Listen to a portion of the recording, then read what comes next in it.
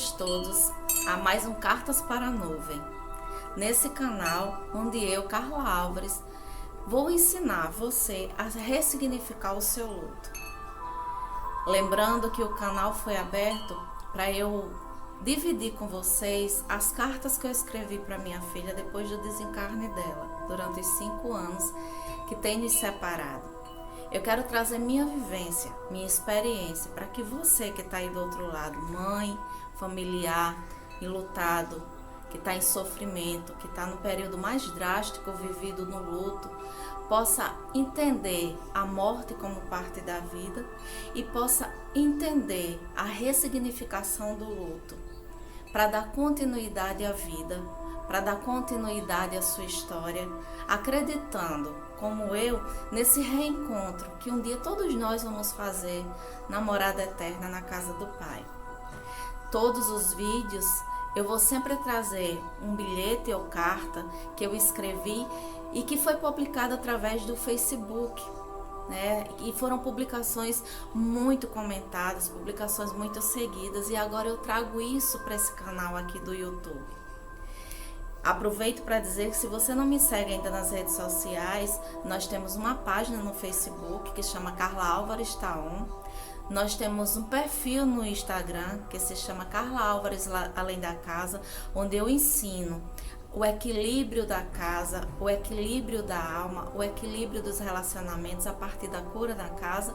E agora, aqui no YouTube, a gente tem o Cartas para a Nuvem.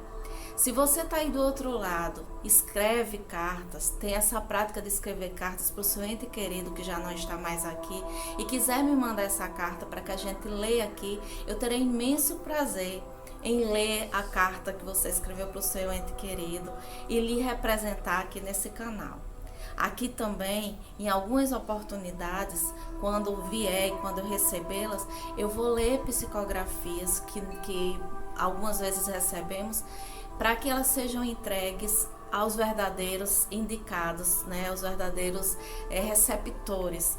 Então, é um canal de paz, de luz, de transformação, de ressignificação e de aprendizado.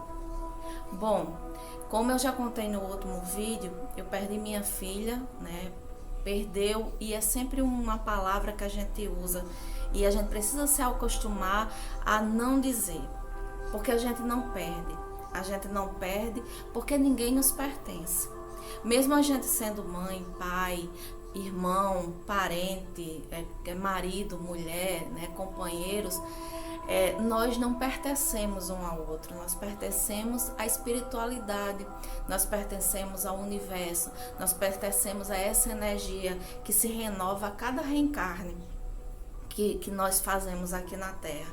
Então não há pertencimento, por isso não há perda. Mas essa é a primeira coisa que a gente diz quando a gente sofre esse apartamento da vida física, né, da vida matéria, em relação a que a gente gosta. Mas no dia 20 de janeiro de 2016, eu tive que me separar, me despedir da minha filha e devolvê-la para Deus.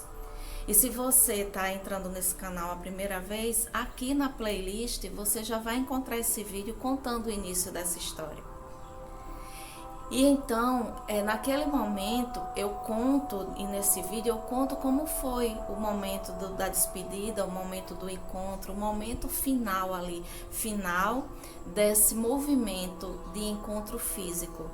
Mas a partir dali se eternizou o contato espiritual, né? Durante 2 anos eu recebi visitas da minha filha, né? Em sonhos, em presenças espirituais, em presenças de espíritos amigos, em psicografia, e ela foi me preparando para o dia em que ela disse que eu já estava preparada para seguir sozinha e ela precisava seguir o caminho dela.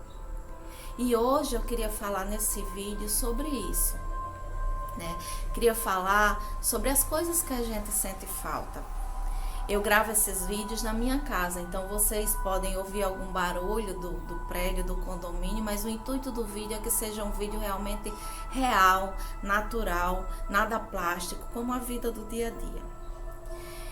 E aí, quando a gente tem que se despedir de alguém, quando alguém desencarna e nos deixa, a gente, no primeiro momento do luto, é preciso dizer que o luto estudado, o luto visto por meio de estudos psicológicos e psiquiátricos, ele tem a definição de que tem 5 fases. Mas essas fases, elas não são uma sentença, nem são uma qualificação que se dá para que todo mundo que esteja em momento de luto viva. Primeira, segunda, terceira. Isso vai depender muito da pessoa, da consciência da pessoa, do conhecimento espiritual da pessoa, do fortalecimento espiritual da pessoa. Isso vai depender muito. Tem pessoas que começam na primeira fase e vão para a última.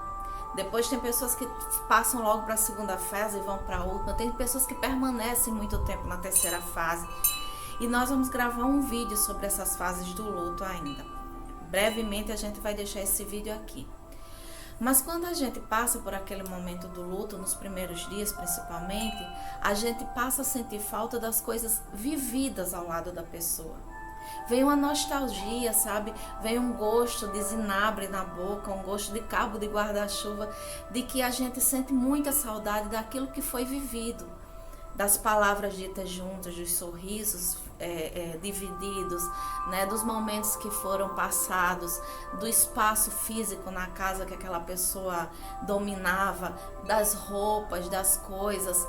E você passa a sentir falta das coisas mais próximas. Eu sentia muita falta do abraço da minha filha, que eu dizia que era um abraço fofinho.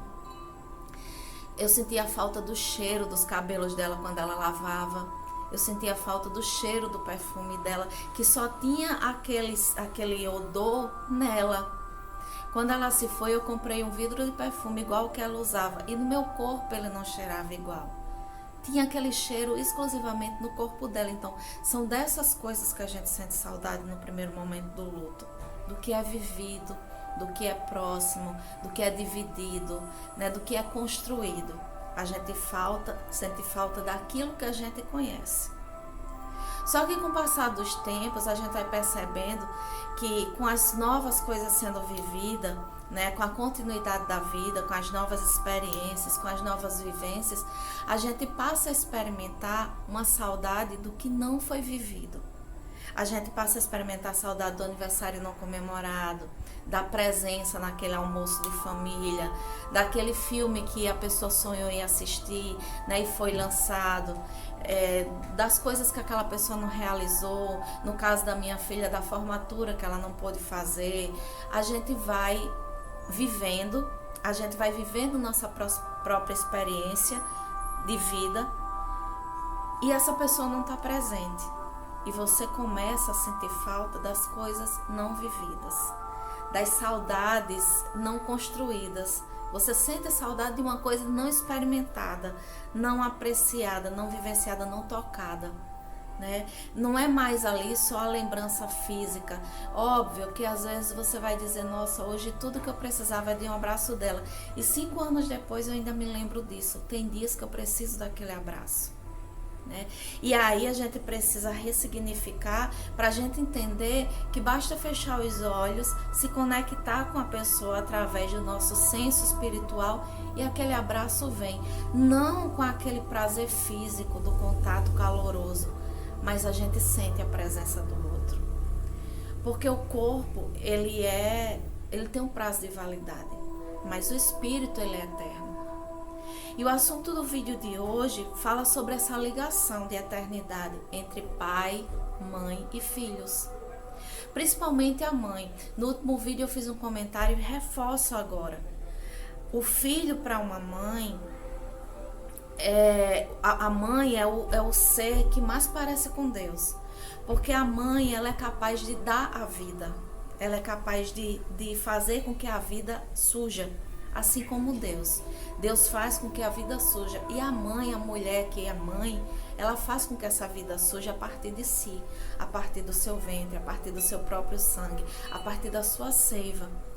Então, a mulher nesse ponto, ela parece muito com Deus. Ela é um ser muito ligado a Deus. E por ser isso, Deus liga a mãe a um filho que se vai, ou se o filho fica e a mãe se vai, com uma ligação que é como um fio dourado, né? Que vai ligar eles pela eternidade inteira. Para quem é espírita, quando há o desencarne, há um reencontro, a possibilidade do reencontro, que nem sempre, gente, é uma coisa possível. Eu desencarnei hoje, amanhã eu vou ter um reencontro com meus entes queridos. Normalmente, após o desencarne, as pessoas são recebidas por pessoas que tiveram significado alguma vez em alguma das suas vidas aqui, alguma reencarnação.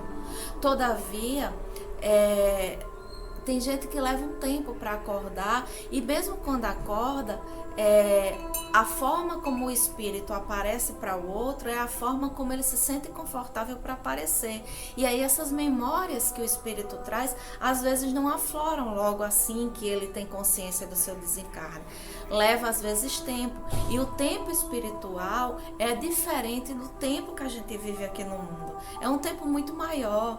É um tempo muito mais longo, é um tempo ligado à velocidade da luz, né? Então, a gente precisa ter essa compreensão de que não é essa consciência que a gente vai ter ao desencarnar, que eu vou me lembrar que aquela pessoa é meu filho ou foi minha mãe. Não, isso leva um tempo. Isso leva um tempo de descoberta, de maturidade espiritual, de ressignificação da vida espiritual que foi vivida, né, antes do desencarne, de aceitação da nova condição, do retorno à condição espiritual.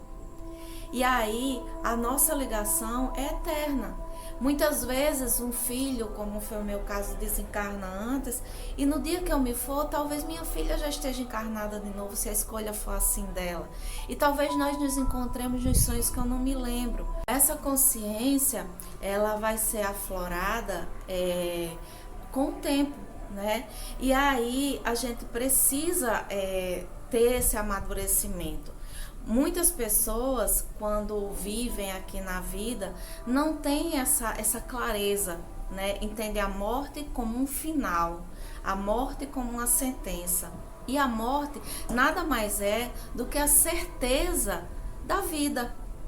Quando a gente vem para o mundo, quando a gente encarna, a única certeza que a gente tem é que um dia morreremos. Um dia vai chegar o final dessa vida material.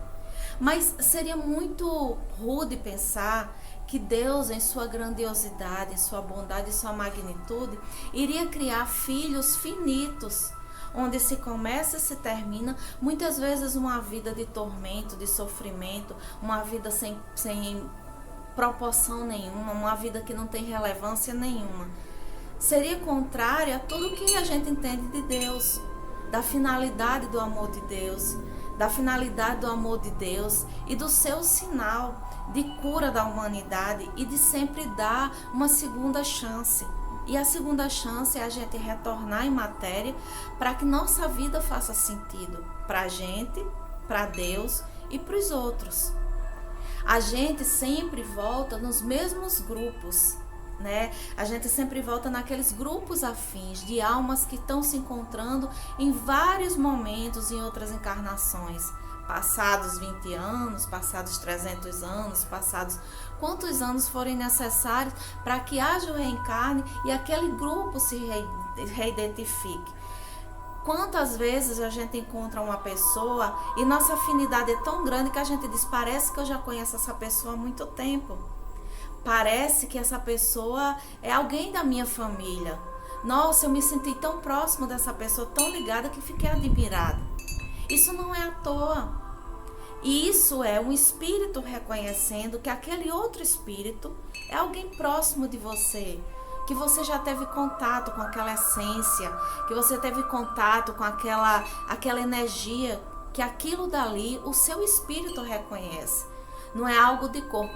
Da mesma forma, algum espírito com o qual você tenha tido uma má experiência, você vai dizer assim, eu senti, meu santo não bateu, né? A primeira coisa que a gente diz, eu senti que aquela pessoa parece que vai me fazer um mal.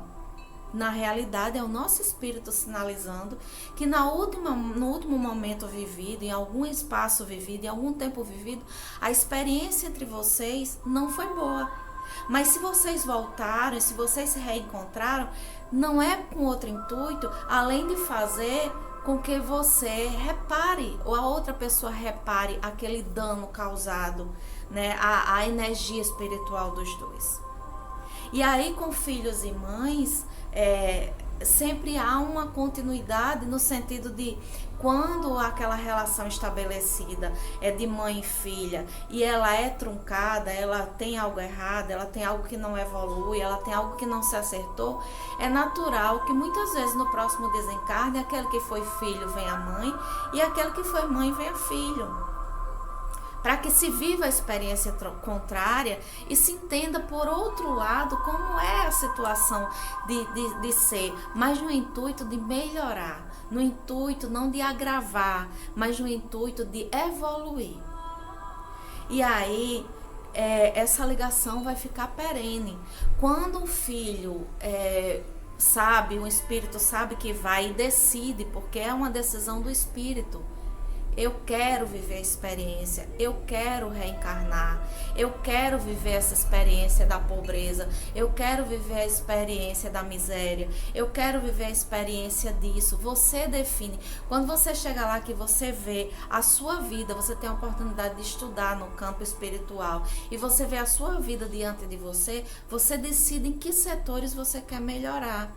E quando você volta, essa memória se dissolve, ela fica no espírito, ela não fica na memória cérebro. E aí por isso que você não se lembra. Mas sempre que você está inclinado a resolver algo que você veio resolver, o seu espírito sinaliza. Só que a gente se ilude muitas vezes com os processos religiosos, com os processos sociais, com os processos da modernidade. A gente se fecha para as questões espirituais. A gente se fecha para o que é mais importante. A gente se fecha para as coisas que fazem diferença na nossa vida, que é a nossa evolução. E aí os filhos e as mães, eles vão estar ligados, e quando o espírito, como eu ia dizendo, decide voltar, ele tem a oportunidade de conhecer aquele grupo familiar que ele vai nascer, onde ele vai crescer no meio daquelas pessoas.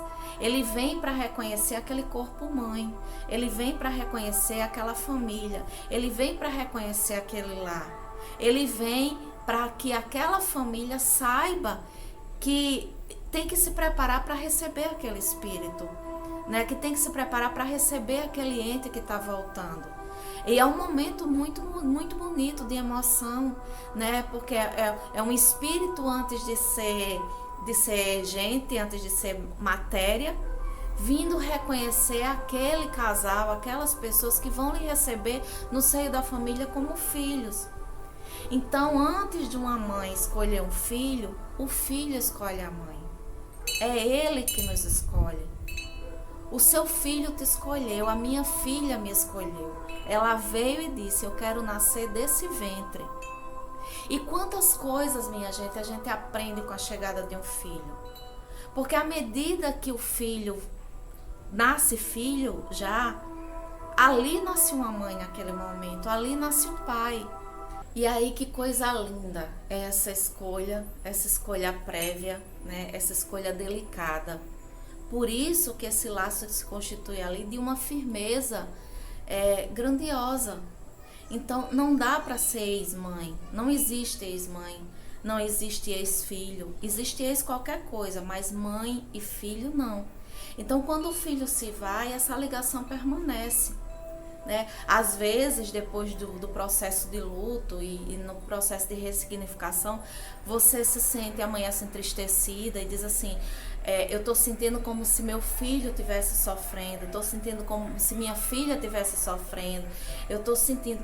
E pode ser um sentimento, sim, real, verdadeiro, né, de tristeza, porque o espírito, quando chega lá, nem todos esses espíritos desencarnam e dizem, oh, meu Deus, que maravilha, eu desencarnei. Não, há um reconhecimento, uma consciência, e às vezes tem espíritos que se quietam, que sentem tanta falta que querem voltar. Eu tenho certeza que com minha filha não aconteceu isso, porque houve um preparo antes, né? Havia uma consciência antes, mas isso pode acontecer. E aí, quando a gente sente isso, o que é que a gente pode fazer? A gente pode vibrar positivo, emanar fluidos positivos, em oração, em bons pensamentos, e pedir que a espiritualidade, que Deus proteja o caminhar, esse novo caminhar do nosso filho, que ele acolha, que ele não pertence mais a esse espaço, ele pertence à minha memória, ele pertence à minha história, mas fisicamente ele não pertence mais a esse espaço.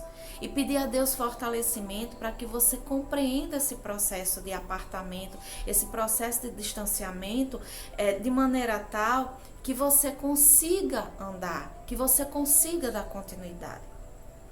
E hoje eu trouxe para vocês aqui, como eu falei, o intuito desse canal é a gente ler cartas e bilhetes que eu escrevi para minha filha durante o processo de luto, né? Foram praticamente um por mês, ou às vezes mais de um por mês.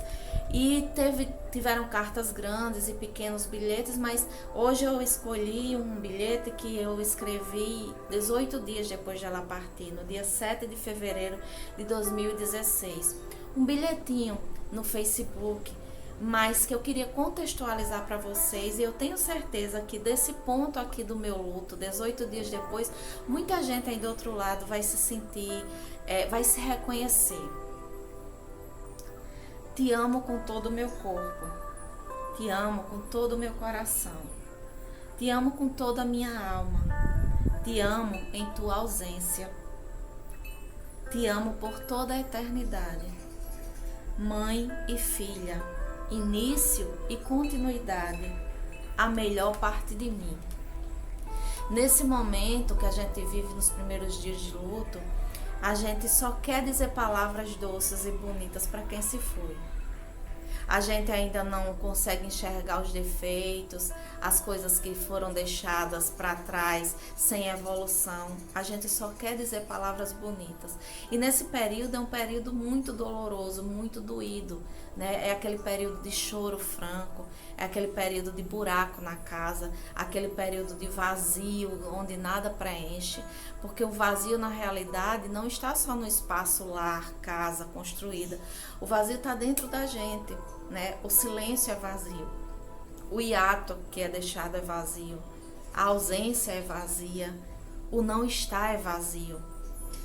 E é um momento muito delicado de você viver, de você lidar. É um momento que aí eu acredito, pela minha experiência junto ao movimento das Mães dos Braços Vazios, que é um movimento que nós fundamos para buscar políticas públicas de reparo para as famílias que desenvolvem a síndrome dos braços vazios e que não conseguem andar mais a partir da perda de um filho de maneira trágica.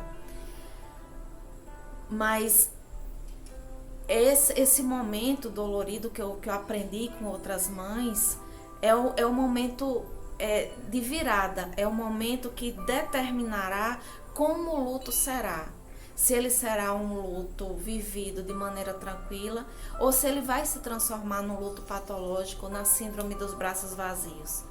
Esse momento dos primeiros 20 dias, esse momento do entendimento, esse momento da postura que se toma diante do luto, é um momento crucial para que a gente defina todos os outros momentos que vierem. Então, nesse momento que eu vivi aí, eu queria muito dizer coisas bonitas. No último vídeo, eu disse como que eu ressignifiquei o espaço, o quarto dela, o que era que eu fazia, o vídeo tá aí na nossa playlist, o que era que eu fiz para transformar o espaço do quarto dela, como eu usei e como essa forma de usar foi importante para eu entender e eu enfrentar o período vivido. A forma como a mãe lidar com o luto não é a mesma forma que o pai, não é a mesma forma que o irmão, não é a mesma forma que a avó. O luto é uma coisa que é vivida individualmente e cada pessoa vai ter sua maneira, vai ter seu tempo, vai ter o seu start. Era esse o assunto que eu queria trazer hoje para vocês. Lembrando que luto é uma coisa que não requer pressa, que cada um vai ter seu tempo. Então, se você está aí do outro lado, você é uma mãezinha enlutada, você é um familiar enlutado, você perdeu alguém para o Covid-19, você está em sofrimento de luto, se dê esse tempo, permita-se. Muita gente vai julgar e vai dizer que está na hora, que chegou a hora que está demorando muito. Respeite o seu tempo. Vá devagar. Peça a Deus, peça a espiritualidade força para você ultrapassar esse momento vivido com maturidade espiritual, com grandeza espiritual, com a consciência do que a gente conversou no início. Não somos pertencentes a ninguém, somos companheiros de jornada. Nós todos aqui estamos na condição de companheiros, independente do nome social que se dá. Independente de mãe ou filho, esposo ou esposa, companheiro ou companheira, somos companheiros de jornada espiritual, que mudamos de posição de acordo com as nossas experiências que temos que viver. Ninguém pertence a ninguém, então a gente não tem que dizer que perdeu. E ninguém perde ninguém para Deus, só há um caminho. Na casa do meu pai há muitas moradas, e numa delas nós vamos estar após o nosso desencarne. E uma dessas moradas vai ser escolhida a partir da maneira como a gente vive essa vida, essa jornada agora. Se a gente vive com amor, se a gente vive com respeito, se a gente vive com perdão, se a gente se perdoa e perdoa, se a gente entende e se faz ser compreendido, se a gente escolhe sempre coisas boas a fazer pelo outro principalmente, isso vai definir em que morada nós vamos estar. Ela pode ser uma morada de paredes brancas, de janelas amplas, azuis, viradas para o horizonte. Como ela pode ser um espaço de muito sofrimento e de muito brilho. Vai depender de todos nós e é preciso que o despertar dessa consciência espiritual, dessa maturidade de que somos eternos, aconteça agora com você. Eu espero que você goste desse vídeo, eu espero que você compartilhe. Toda semana nós temos 2 vídeos, um na terça e um na quarta-feira. Então eu espero que vocês compartilhem, que marquem as pessoas, que deixem seu comentário. Se quiserem mandar a carta que vocês escreveram para o seu ente querido, mande, que eu farei o possível para ler e vou responder todos os comentários. É um prazer tê-los aqui. Um butum para todos. Você só é porque eu sou. Eu só sou porque você é. Até o próximo vídeo. Tchau!